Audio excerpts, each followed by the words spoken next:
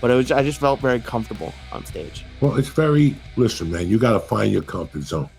If it means hopping up and down on one fucking leg with a pogo stick, if that's what's going to make the audience kill, that's what's going to, you have to find comfort. But I want you, when I first started, I used to go from side to side. I was a big fan of Eddie Murphy, Delirious. Mm-hmm. And he walked from side to side. So I would walk from side to side.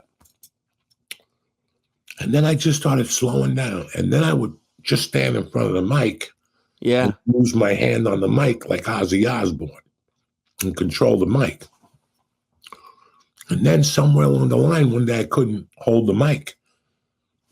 And I noticed that when I moved my hands, the story, the delivery, I sold it. That's what sells it. It's everything connected to you. Right. Joke is coming out of your fucking heels and it moves up your body.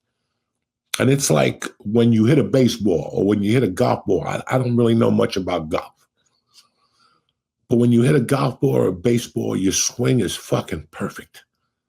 Like once you get your swing perfect, that's when, and that's when you start to see it, Yeah, and it's interesting because Josh and I talked about this. He said that like he would do, once he got into it, he would do like a year. He said he did a year sitting down and then a year standing up, a year with it in the mic stand, just to see like what works with what.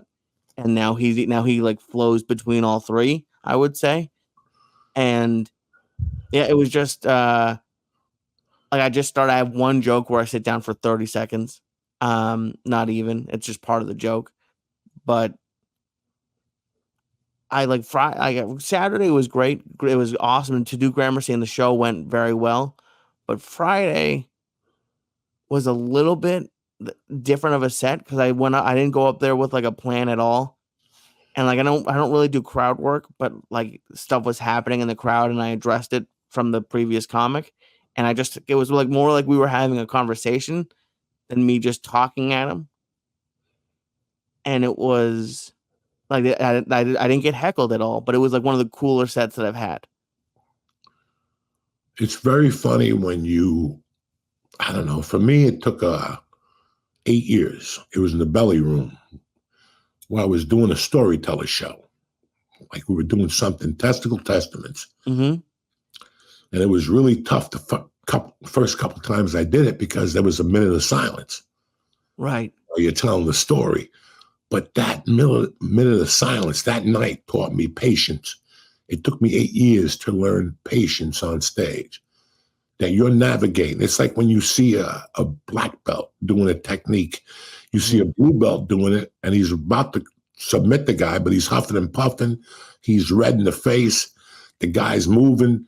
A black belt locks you up first. And by the time he takes your arm for the arm bar, it's clean, it's perfect. It's just precision, and that's, bro, it's years on stages, like years on mats, like years of playing pool, like years of building houses. You just get a knack for it and you get quicker at it and better at it. And, I'm having a problem right now where I'd love to get up 3 or 4 nights a week. Right. If I could drive 20 minutes here, 40 minutes here, it's not happening. It's not happening, and there's other reasons. It's just not happening.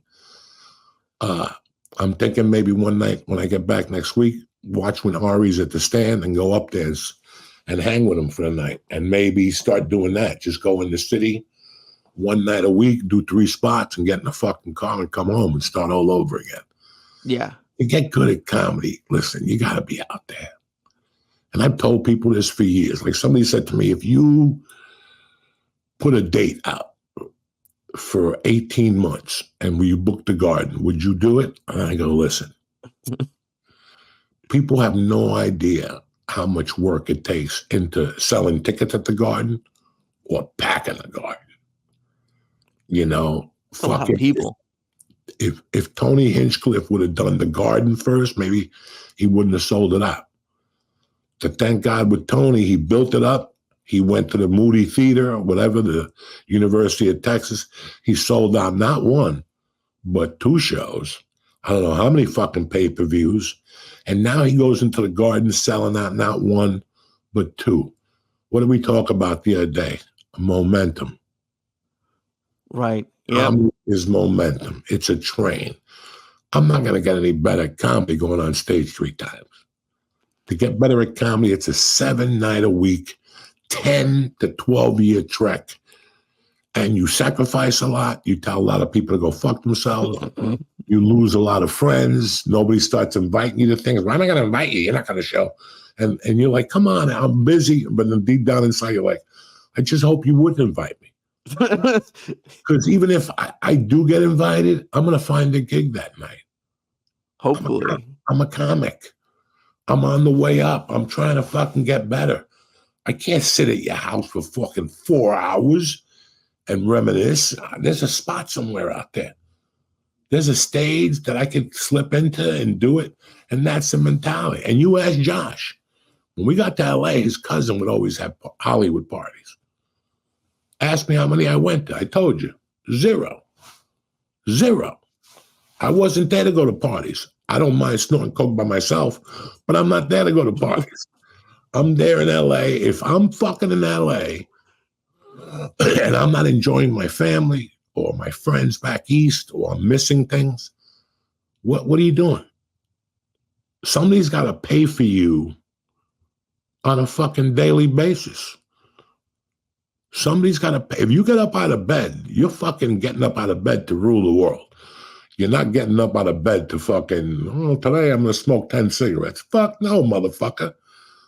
You know, at the 6-year mark of comedy, I was doing what you were doing. Monday morning, no matter how many lines of coke I did, no matter what time I fucking fell asleep, I was at the print shop on Monday mornings in Seattle. Lying. Just making up fake schedules, booked in Alaska, booked in Hong Kong. They can't check references. Not like they could go on a website in 1995 and check if I was booked in Hong Kong. They don't know nothing. So I would lie about those dates. So when they'd see it, they go, wait a second.